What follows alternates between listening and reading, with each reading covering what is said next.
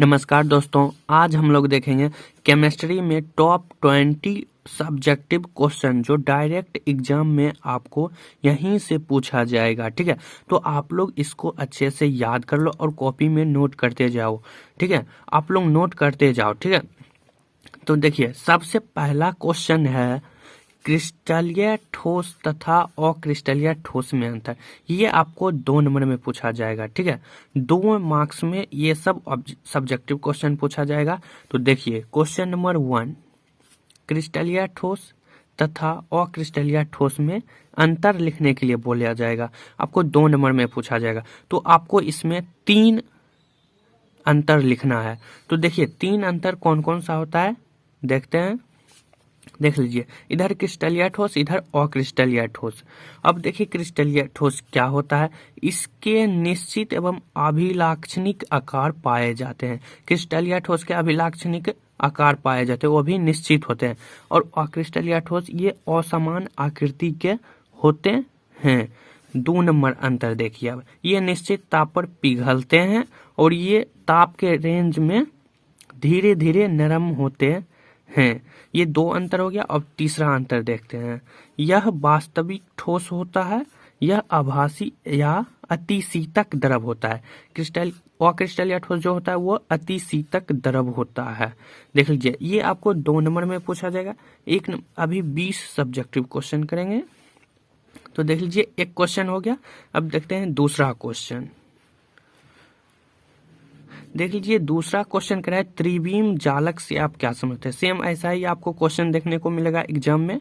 त्रिविम जालक से आप क्या समझते हैं। देख लीजिए, त्रिविम में नियत बिंदुओं का नियमित तंत्र। त्रिविम आप लोग नोट करते जाइए। ठीक है, त्रिविम में आप लोगों को ये सब सब्जेक्टिव क्वेश्चन जो चैप्टर वाइज हुआ था उसमें बता दिया गया है। त्रिविम में नियत बिंदुओं का नियमित तंत्र जिसके चारों ओर परमाणु अणु या आयन, जिसके चारों ओर परमाणु अणु या आयन एक क्रिस्टल में कंपित करता है। एक क्रिस्टल में कंपित करता है, आकाशीय जालक कहलाता है। आकाशीय जालक या त्रिविम जालक सेम होता है। आकाशीय जालक आपको एग्जाम में आकाशीय जालक भी पूछा जा सकता है, इसलिए हम दोनों नाम लिख दिए हैं, त्रिविम जालक या आकाशीय जालक, दोनों एक ही होता है। आप लोग देख के वहां पर लिखिएगा, दोनों सेम ही होता है। हम यहाँ पर बोल दिए त्रिविम जालक, वहां पर पूछ दिया आकाशीय जालक, तो आप कहिएगा कि कुछ अलग है, लेकिन सेम ही होता है, आकाशीय जालक या त्रिविम जालक। चलिए क्वेश्चन नंबर 3 देखते हैं। 3 नंबर क्वेश्चन कह रहा है क्लोज पैकिंग। ये भी कई बार पूछा जा चुका है। ये सब क्वेश्चन भी आई है एकदम, जो कि एग्जाम में डायरेक्ट पूछा जाएगा। तो चलिए 3 नंबर क्वेश्चन कह रहा है क्रिस्टल में क्लोज पैकिंग क्या होता है। क्रिस्टल में परमाणु अणु या आयन। क्रिस्टल आप लोगों को चैप्टर 1 ठोस अवस्था में बताया गया है क्रिस्टल क्या होता है। क्रिस्टल में परमाणु अणु या आयन ऐसी सजावट के अनुरूप होती है जिसमें किसी दिए गए समान गोलों की संख्या न्यूनतम खाली जगह का अवरोध करती है, क्लोज पैकिंग कहलाता है। अब देख लीजिए यहाँ पर क्रिस्टल क्या होता है। ठीक है, क्रिस्टल क्या होता है आप लोग को मैं एक बार बोल देता हूँ। क्रिस्टल, ठीक है, वैसा ठोस जिसके कण मतलब होता है अणु, परमाणु या आयन निश्चित और नियमित अवस्था में रहते हैं। निश्चित और नियमित अवस्था में रहते हैं, उसको ही हम लोग क्रिस्टल कहते हैं। ठीक है, चलिए क्वेश्चन नंबर 4 देखते हैं। अब 4 नंबर क्वेश्चन पूछा जाएगा डोपेंट से आप क्या समझते हैं। डोपेंट ये सब VVI ऑब्जेक्टिव क्वेश्चन है। आप लोगों को अगर कोचिंग में अगर ये सब क्वेश्चन कराया गया है, ठीक है, तो आप लोग यहाँ से डायरेक्ट क्वेश्चन लिख लो और उसका आंसर अपने कॉपी से याद करना। ठीक है, देख लीजिए डोपेंट क्या होता है। डोपेंट वे पदार्थ हैं जो किसी अर्धचालक में मिलाने से विद्युत धारा का चालन होता है, यानी प्रवाह होता है। जो किसी अर्धचालक में मिलाने से विद्युत धारा का प्रवाह होता है, अपमिश्रण कहलाता है। अपमिश्रण कहो या डोपेंट कहो, दोनों एक ही नाम है, इसलिए हम यहाँ पर डोपेंट लिखे, यहाँ पर अपमिश्रण लिख दिए ताकि समझने में कोई प्रॉब्लम ना हो। आप लोगों को पूछा जाएगा अपमिश्रण से आप क्या समझते हैं, तो सेम ही होता है, डोपेंट का परिभाषा या अपमिश्रण दोनों एक ही है, ठीक है। चलिए क्वेश्चन नंबर 5 देखते हैं। अब 5 नंबर क्वेश्चन देख लीजिए, कह रहेगा शॉर्टकी दोष तथा फ्रैंकल दोष को लिखे। शॉर्टकी दोष या फ्रैंकल दोष दोनों में से कोई एक पूछा जाएगा। शॉर्टकी दोष क्या है या फ्रैंकल दोष क्या है, फ्रैंकल दोष से आप क्या समझते हैं या शॉर्टकी दोष से क्या समझते हैं। तो शॉर्टकी दोष क्या होता है उसको हम लोग देखेंगे।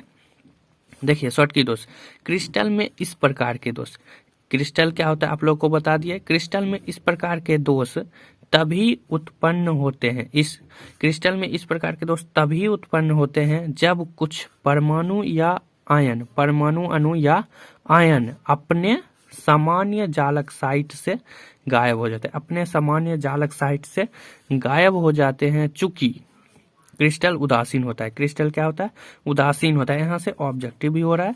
अतः समान संख्या में धनायन और ऋणायन गायब हो जाता है।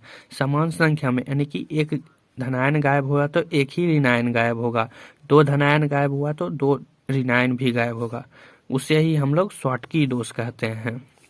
अब देख लीजिए फ्रैंकल दोष क्या होता है। फ्रैंकल दोष देख लीजिए, फ्रैंकल दोष, क्रिस्टल में जब कोई आयन, क्रिस्टल क्या होता है आप लोग को बता दें, क्रिस्टल में जब कोई आयन अपना निश्चित स्थान छोड़कर, निश्चित स्थान मान के चलो आप यहाँ पर हैं, ये स्थान छोड़कर आप यहाँ आ गए तो वही हुआ अंतरकाश, निश्चित स्थान छोड़कर अंतरकाशी स्थल में चले आते हैं।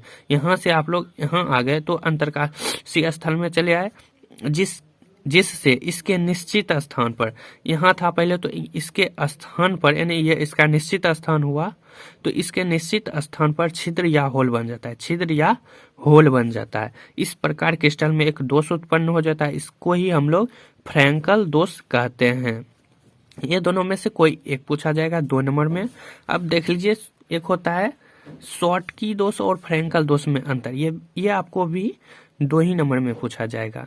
शॉर्टकी दोष और फ्रैंकल दोष में अंतर लिखने के लिए, तो शॉर्टकी दोष और फ्रैंकल दोष में अगर आपको याद है तो उसका ही लिख दीजिए, अगर आपको ये याद है तो शॉर्टकी दोष फ्रैंकल दोष कुछ भी पूछे तो ये दोनों में से कोई एक लिख दो।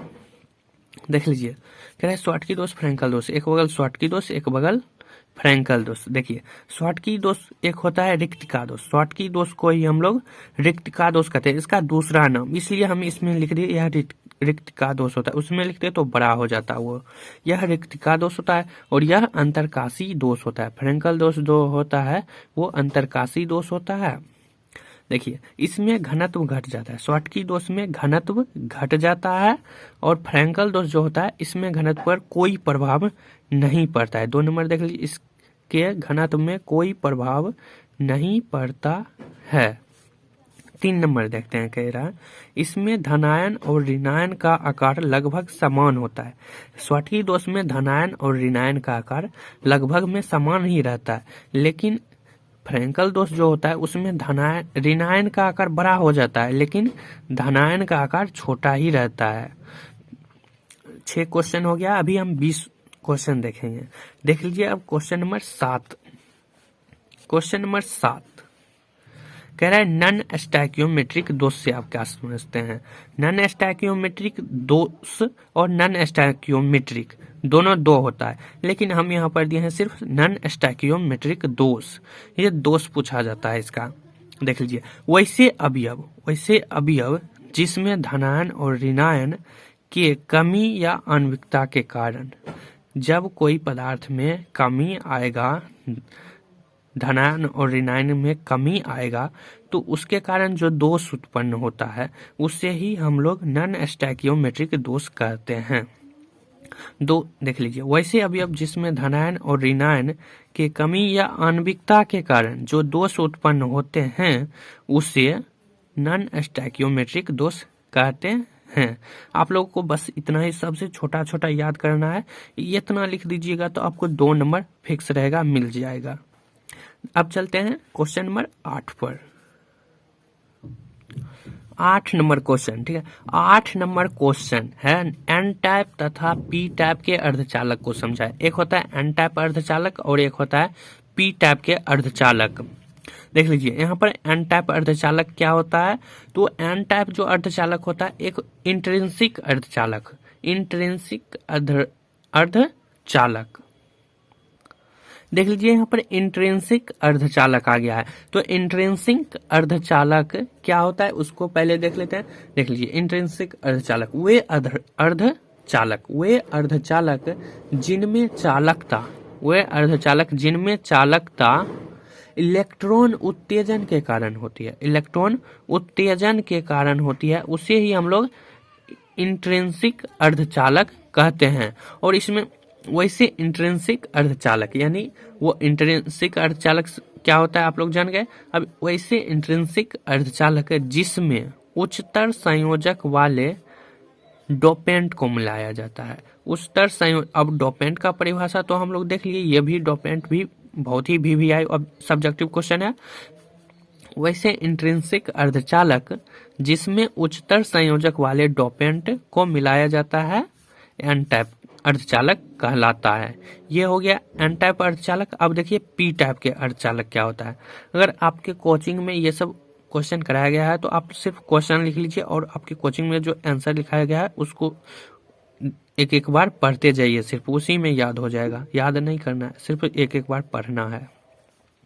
देखिए अब पी टाइप के अर्धचालक क्या होता है। वैसे इंट्रिंसिक अर्धचालक, सेम इंट्रिंसिक अर्धचालक जिसमें निम्न संयोजक वाले डोपेंट को मिलाया जाता है, निम्न संयोजक वाले डोपेंट को मिलाया जाता है, उसे ही हम लोग पी टाइप के अर्धचालक कहते हैं।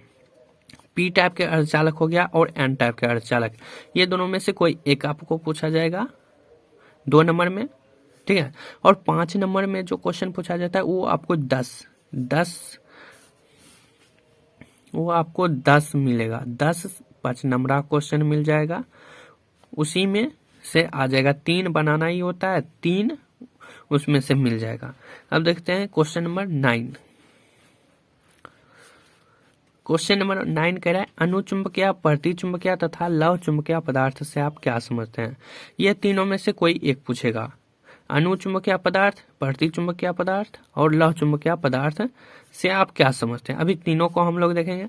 अनुचुंबकीय पदार्थ देख लीजिए, जब कोई पदार्थ चुंबकीय क्षेत्र द्वारा आकर्षित होता है, चुंबक के क्षेत्र द्वारा जब आकर्षित हो जाता है तो उसे ही हम लोग अनुचुंबकीय पदार्थ कहते हैं। जैसे कि O2, जब कोई पदार्थ चुंबकीय क्षेत्र द्वारा आकर्षित होता है तो उसे अनुचुंबकीय पदार्थ कहते हैं, ठीक है। अब देखिए प्रतिचुंबकीय पदार्थ क्या होता है। जब कोई पदार्थ चुंबकीय क्षेत्र द्वारा विकर्षित होता है, इसमें आकर्षित हो जाता है तो अनुचुंबकीय पदार्थ, और इसमें विकर्षित हो जाता है तो उसे हम लोग प्रतिचुंबकीय पदार्थ कहेंगे। ये फिक्स ही रहता है, इसमें से कोई एक पूछा ही जाता है 2 नंबर में। चलिए इसका एक उदाहरण हो गया NaCl C6H6 बेंजीन, ठीक है। अब देखिए लौह चुंबकीय पदार्थ क्या होता है।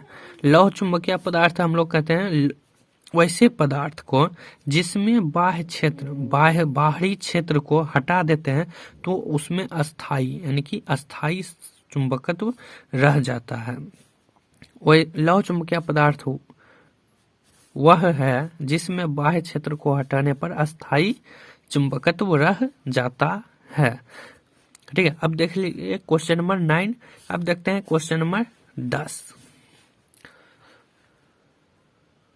10 नंबर क्वेश्चन। उपसहसंयोजक संख्या या समन्वय संख्या आप लोगों को पूछा जाएगा। उपसहसंयोजक संख्या या समन्वय संख्या, देख लीजिए यहाँ पर हम लिख दिए हैं समन्वय संख्या, यहाँ पर उपसहसंयोजक संख्या।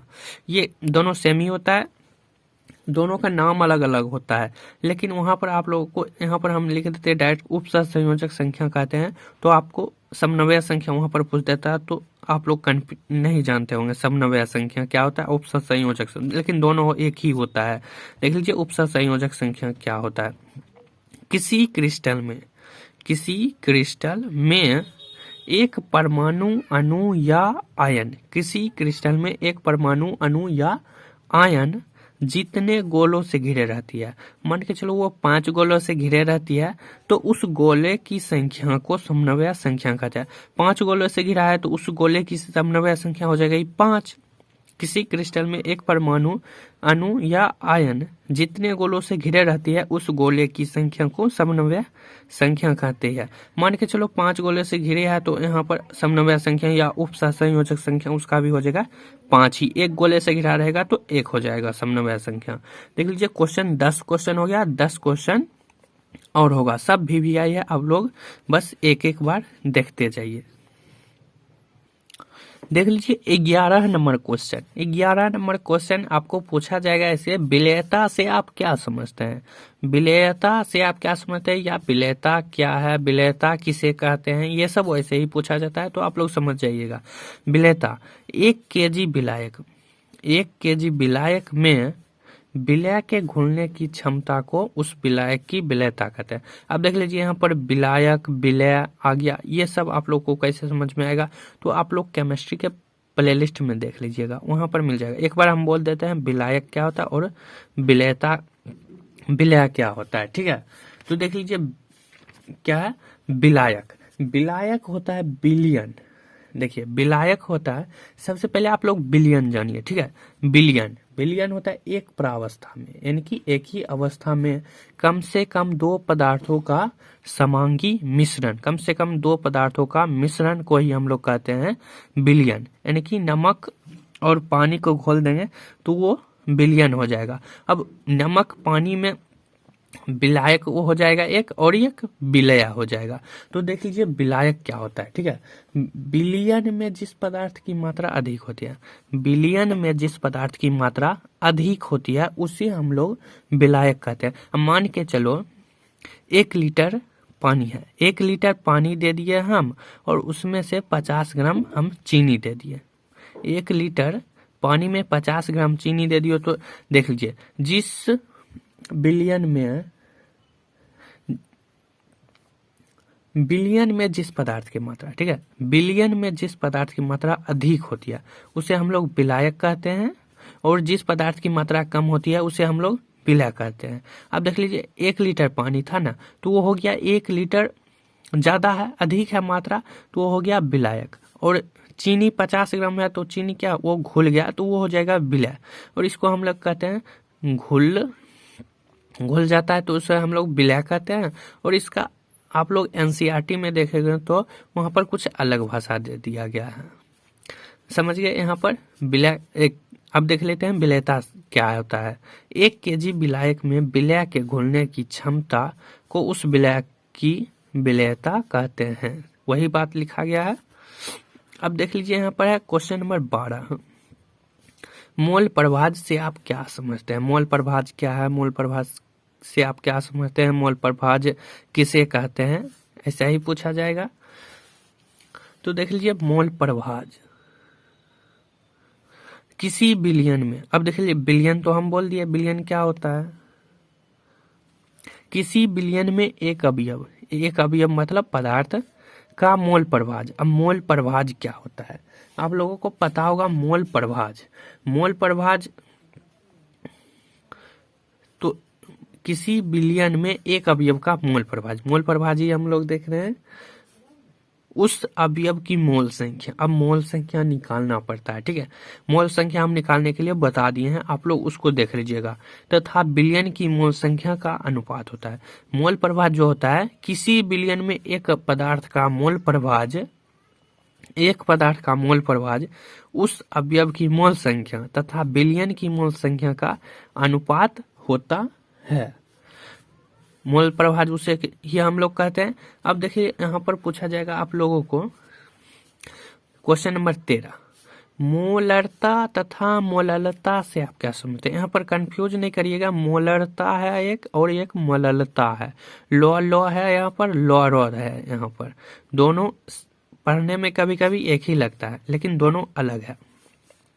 मोलरता क्या होता है, मोललता क्या होता है, देखते हैं। अब मोलरता, मोलरता जो होता है वो होता है 1 लीटर, 1 लीटर बिलियन में उपस्थित विलय के कुल मोलों की संख्या। एक लीटर बिलियन में उपस्थित विलय के कुल मोलों की संख्या को हम लोग मोलरता कहते हैं। अब हम लोग देखेंगे मोलरता तथा मोलरता क्या होता है। देख लीजिए, मोलरता एक लीटर बिलियन में उपस्थित विलय के कुल मोलों की संख्या। अब विलय क्या होता है हम लोग बता दिए हैं। विलय के कुल मोलों की संख्या को मोलरता कहते हैं। अब देख लीजिए, मोलरता का एक फॉर्मूला होता है विलय की मोल संख्या बटे बिलियन की आयतन, वो भी लीटर में होना चाहिए। यहाँ पर देख लीजिए 1 लीटर, तो यहाँ भी लीटर में होना चाहिए। मोलरता बराबर विलय की मोल बटे बिलियन की आयतन, बिलियन का आयतन लीटर में। अब देख लीजिए एक आता है मोललता क्या होता है। देख लीजिए 1 केजी विलायक में उपस्थित विलय के कुल मोलों की संख्या को। अब देख लीजिए यहाँ पर मोललता है। मोललता क्या होता है, 1 केजी विलायक में उपस्थित विलय की कुल मोलों की संख्या को मोललता कहते हैं। मोललता का एक सूत्र होता है विलय की मोल संख्या बटे विलायक की मात्रा, वो भी केजी में होना चाहिए। यहाँ पर केजी में है तो यहाँ पर भी केजी में होना चाहिए, ठीक है।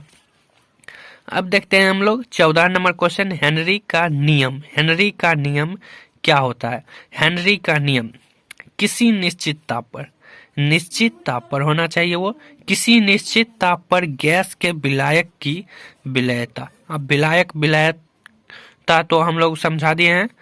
किसी निश्चित ताप पर गैस के विलायक की विलयता उनके आंशिक दाब के समानुपाती होता है। अब देख लीजिए P बराबर KHX, इतना आप लोग लिख लीजिएगा तो 2 नंबर फिक्स रहता है, मिल ही जाएगा। 2 नंबर फिक्स है, मिल जाएगा। कई लोग होते हैं कि बहुत बड़ा लिख देते हैं, लेकिन आप लोग मेन टॉपिक अगर लिख देते हैं एग्जाम में तो उसी में आपको 2 नंबर फिक्स रहता है, मिल ही जाता है। चलिए क्वेश्चन नंबर 15 देख लेते हैं। 15 नंबर क्वेश्चन कह रहा है वाष्प दाब से आप क्या समझते हैं। वाष्प दाब से आप क्या समझते हैं, ये भी कई बार पूछा जा चुका है और ये बहुत ही VVI क्वेश्चन है, ठीक है। तो वाष्प दाब किसी नियत ताप पर द्रव के वाष्प द्वारा आरोपित दाब किसी नियत ताप पर द्रव के वाष्प द्वारा आरोपित दाब वाष्प दाब कहलाता है, ठीक है। अब चलिए क्वेश्चन नंबर 16 देखते हैं। 16 नंबर क्वेश्चन कहेगा राउल्ट के नियम से आप क्या समझते हैं, या राउल्ट का नियम क्या है, या राउल्ट से आप के नियम से आप क्या समझते हैं। तो आप लोगों को उसमें लिखना है, इतना लिखना है। देख लीजिए किसी बिलियन के ऊपर विलायक का वाष्प दाब, किसी बिलियन के ऊपर विलायक का वाष्प दाब शुद्ध विलायक का वाष्प दाब तथा बिलियन में विलायक के मोल प्रभाज का गुणनफल होता है।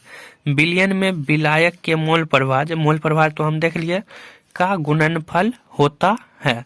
अब देख लीजिए इसका एक सूत्र होता है राउल्ट का नियम बराबर P12 minus PS bye P12 बराबर 1 माइनस x1 बराबर x2।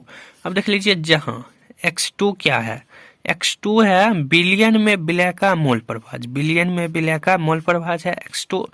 P12 माइनस PS वाष्प दाब का अवनमन है, और ये P12 minus PS bye P12 ये है वाष्प दाब का अपेक्षिक अवनमन, ठीक है। देख लीजिए 16 नंबर क्वेश्चन हो गया। अब देखते हैं 17 नंबर क्वेश्चन।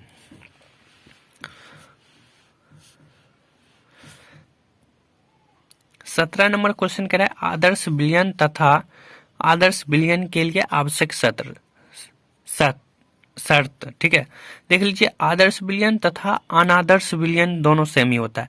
आदर्श विलयन या अनादर्श विलयन दोनों 2 होता है, एक होता है आदर्श विलयन और एक होता है अनादर्श विलयन, लेकिन जस्ट उल्टा हो जाता है अनादर्श विलयन। देख लीजिए कैसे होगा, तो देख लीजिए, आदर्श विलयन जो होता है वैसा विलयन जो सभी सांद्रणों एवं तापों पर राउल्ट के नियम का पालन करता है, आदर्श विलयन कहलाता है। वैसा विलयन जो सभी सांद्रणों एवं तापों पर राउल्ट के नियम का पालन करता है, आदर्श विलयन कहलाता है। और अगर अनादर्श विलयन पूछ दे तो वैसा विलयन जो सभी सांद्रणों एवं तापों पर राउल्ट के नियम का पालन यहाँ पर सिर्फ नहीं करता है, पालन अगर नहीं करता है तो वहाँ पर हो जाता है अनादर्श विलयन। ओके, और देख लीजिए, आदर्श विलयन के लिए आवश्यक शर्त और अनादर्श विलयन के आवश्यक शर्त दोनों सेम ही होता है। देख लीजिए, आदर्श विलयन के लिए आवश्यक शर्त क्या क्या होता है।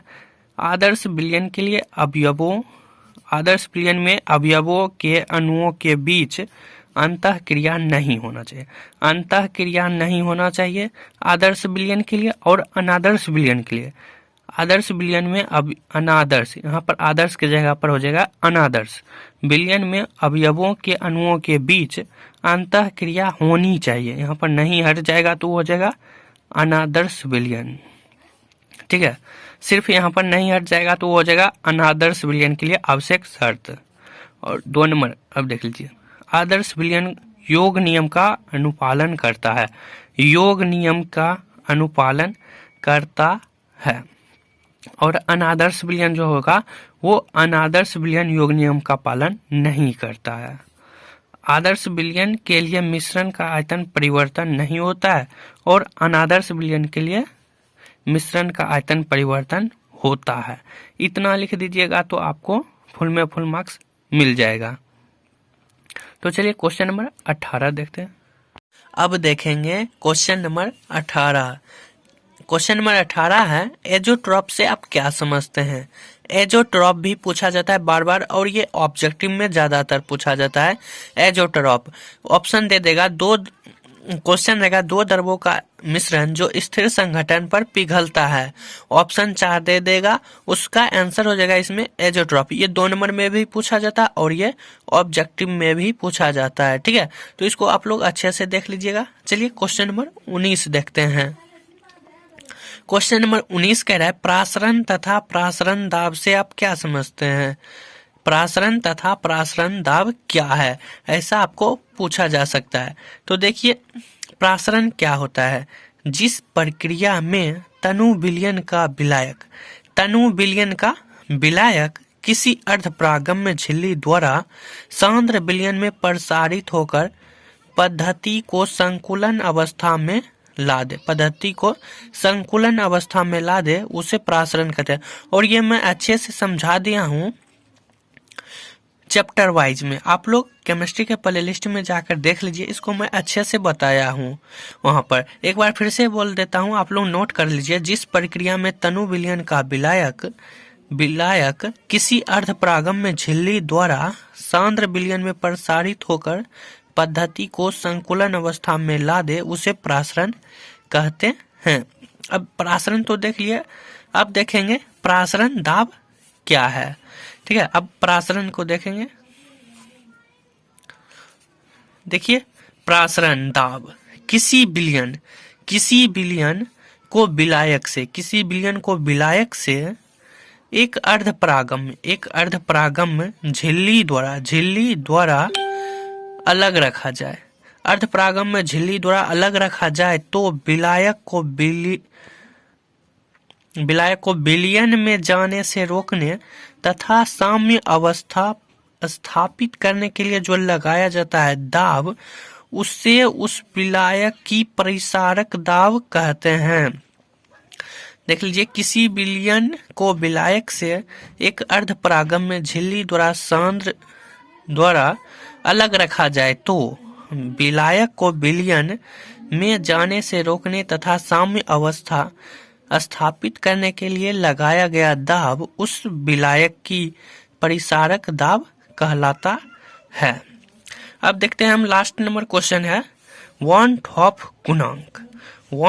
गुणांक। ये भी कई बार पूछा जा चुका है और ये सब VVI ऑब्जेक्टिव, जितना भी हम अभी 20 सब्जेक्टिव क्वेश्चन देखे हैं, 20 में से सब VVI है, इसी में से पूछा जाएगा, इससे बाहर नहीं रहेगा। ठीक है, जितना हम बताए हैं। और आपको 20 हो गया है और आपको 60 सब्जेक्टिव क्वेश्चन केमिस्ट्री में और दिया जाएगा। तो 20 हुआ है, अगले वीडियो में 60, 20-20 करके पार्ट 4 तक आएगा, देख लेते हैं।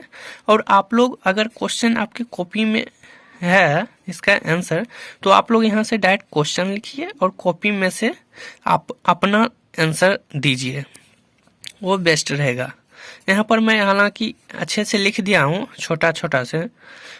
वन टॉप गुणांक का नियम लिखें, देख लीजिए। विलय के सामान्य तथा परिक्षेपित मोलर द्रव्यमान का अनुपात, के अनुपात होगा यहाँ पर, के अनुपात को वन टॉप गुणांक कहते हैं। वन टॉप गुणांक का एक फॉर्मूला होता है सामान्य मोलर द्रव्यमान बटे परिक्षेपित मोलर द्रव्यमान, ठीक है। तो देख लीजिए हम 20 सब्जेक्टिव क्वेश्चन किए हैं जो कि बहुत ही VVI है।